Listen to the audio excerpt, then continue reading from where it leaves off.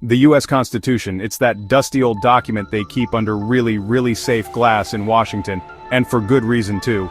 It's the bedrock of our democracy, the thing that's supposed to keep this whole American experiment from going completely off the rails. The thing is, like a rental car agreement you only skim read, there's a lot in there most of us have forgotten about. And I'm not just talking about the part where they call for the president to be chosen by electors, which, come on, that's just begging for trouble. The US Constitution was meant to limit government power, not expand it. It was designed to protect the little guy, to ensure that no matter how much power the government amassed, there were certain lines they couldn't cross. But here's the kicker. Over time, through loopholes, silence, and some truly Olympic-level mental gymnastics, some of the most powerful protections we have are being ignored, twisted, or just straight up left for dead like a half-eaten bag of chips at a Super Bowl party.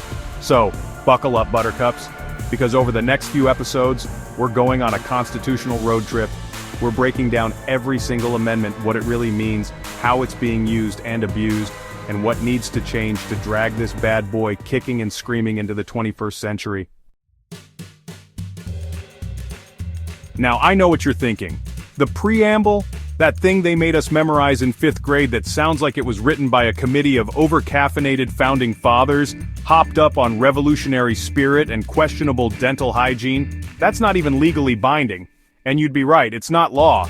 But, and this is a big but, it is the Constitution's soul. It's like finding a note scribbled on the back of a napkin that explains why your partner decided to marry you. It might not hold up in court, but it sure is nice to see in writing. The Preamble lays out the reasons our entire system exists, the goals it's meant to achieve. Justice, domestic tranquility, common defense, general welfare, blessings of liberty to ourselves and our posterity. These aren't just fancy words strung together to sound impressive, they are the damn compass we were meant to follow. But let's be honest, these days, the government often seems more interested in security, profit, or scoring cheap political points than actually upholding these values. And frankly, that's about as American as a monarchy. Ah, the First Amendment. The Bill of Rights really came out swinging with this one, huh? It's the amendment that lets you speak your mind, even if your mind is full of opinions that make other people want to fling their crocs at you. It's the amendment that says you can practice any religion you want or none at all, without the government butting in like a nosy neighbor asking about your Amazon purchases. In short, it's the amendment that makes America, well, America. But here's the problem, the lines are getting blurrier than a watercolor painting in a hurricane. Censorship of online speech disguised as protecting us from misinformation, vague laws that could be weaponized against anyone, and selective enforcement that makes it feel like the rules only apply to those who can't afford a fancy lawyer. It's enough to make you wonder if the Founding Fathers envisioned a world where a tweet could land you in hot water. Spoiler alert, they didn't. They were too busy inventing America and dipping their teeth in mercury to worry about that. The Second Amendment. It's the amendment that launches 1,000 arguments at every Thanksgiving dinner. The one that makes your uncle who insists on wearing camo to family gatherings start foaming at the mouth about the Founding Fathers and the imminent threat of tyranny. And look, the intention is clear: to ensure the people can defend themselves against a tyrannical government. Because let's be honest, if the Founding Fathers were terrified of a king with a powdered wig and some muskets, imagine how they'd feel about a government armed with drones and facial recognition technology. But here's the rub. The Founding Fathers, in their infinite wisdom, didn't specify what constitutes an arm. So, while they were busy stockpiling muskets that could barely hit a barn door from the inside, we're left debating whether the Second Amendment covers AR-15s, tactical nukes, or your grandma's prized potato gun. Add to that the ever-shifting sands of gun control laws, with terms like assault weapon being redefined more often than a Kardashian's relationship status, and you've got a recipe for confusion, anger, and enough legal loopholes to make a Swiss cheese blush. Chapter 4. The Third Amendment, everyone. Come on, don't act like you don't remember this one. It's the one that says the government can't force you to quarter soldiers in your home, which, let's be honest, is a weirdly specific problem to have in the 21st century. It's like having a clause in your lease agreement prohibiting you from storing dinosaur bones in your apartment. Sure, it's great to have that protection, I guess, but it feels a tad niche. Look, the Founding Fathers were still traumatized by the whole British troops crashing on their couches and eating all their snacks thing, so you can't blame them for wanting to nip that problem in the bud. But today, the Third Amendment is about as relevant as a payphone in a smartphone store. Don't get me wrong, I'm glad we don't have soldiers kicking down doors demanding to sleep on our futons, but maybe it's time to give the Third Amendment a bit of a makeover. We could, for instance, expand it to protect against unreasonable government surveillance inside our homes. Because, let's be real, having a drone peek through your window is way creepier than sharing your living room with a snoring soldier. Chapter 5. The Fourth Amendment. The one that's supposed to stop the government from snooping through your stuff without a warrant. You know, like some kind of constitutional hall monitor. There to ensure the government doesn't go rifling through your metaphorical locker for contraband fun dip. It's the amendment that says, hey, you want to search my house? Fine, but you better get a judge to sign off on that, buddy. Except, and this is a big except, the Fourth Amendment is facing a bit of an identity crisis in the digital age, because when your phone holds more personal information than the Library of Congress, and your internet search history is basically a map of your hopes, dreams, and questionable late-night pizza orders, the lines get a little blurry. We're talking NSA dragnet surveillance, warrantless data grabs by law enforcement, and enough digital snooping to make even the most privacy-apathetic among us break out in a cold sweat.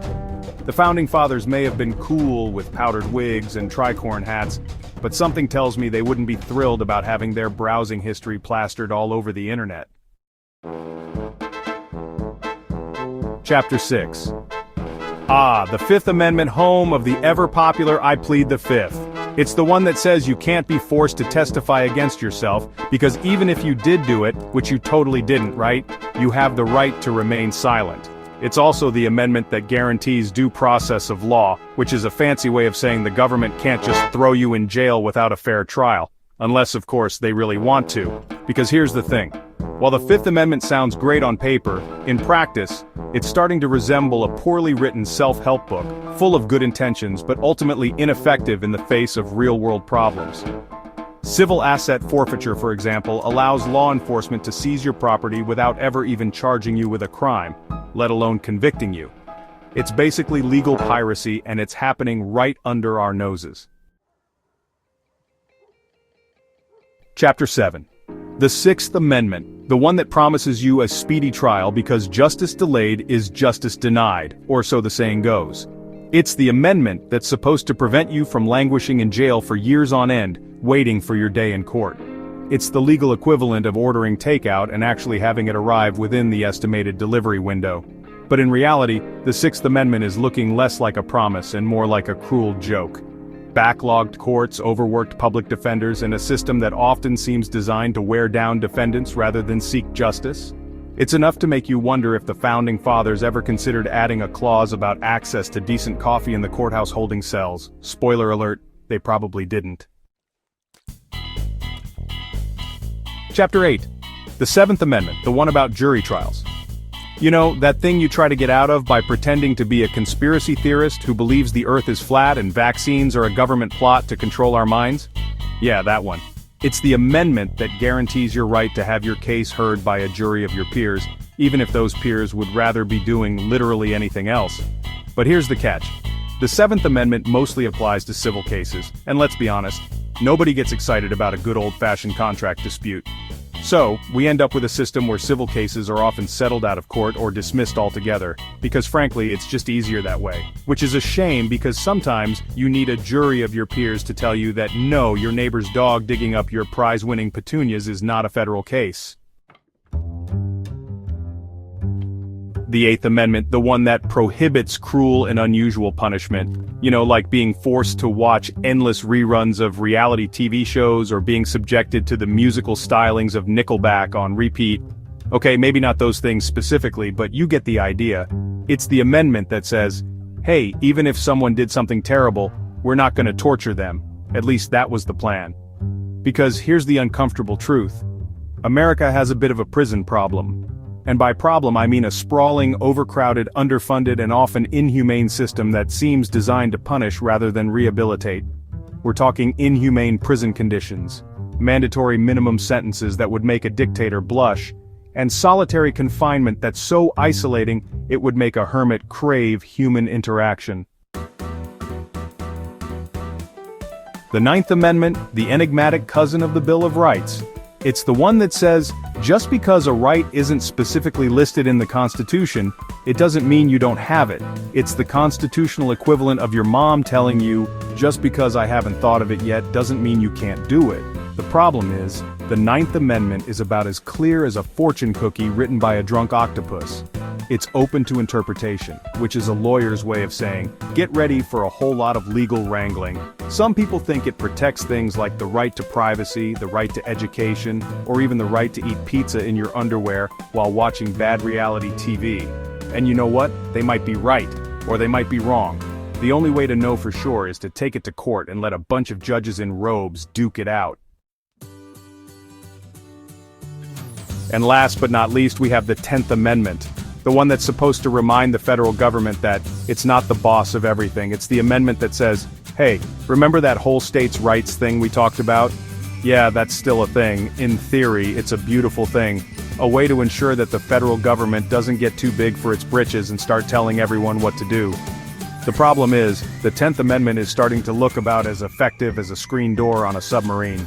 Federal mandates, preemption laws, and good old-fashioned political maneuvering have chipped away at the 10th Amendment like a pack of hungry termites going to town on a log cabin. From education to healthcare to gun control, the federal government has found ways to exert its influence over areas that were traditionally left to the states.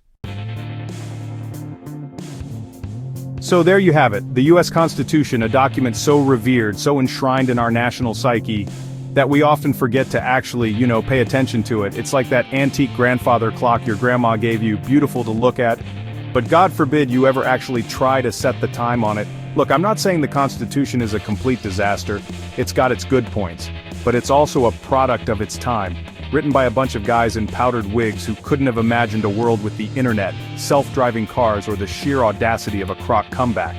The Founding Fathers gave us a framework, a set of guiding principles, not a set of ironclad rules etched in stone. It's up to us, the people, to ensure that the Constitution remains a living, breathing document, one that adapts to the challenges of the 21st century.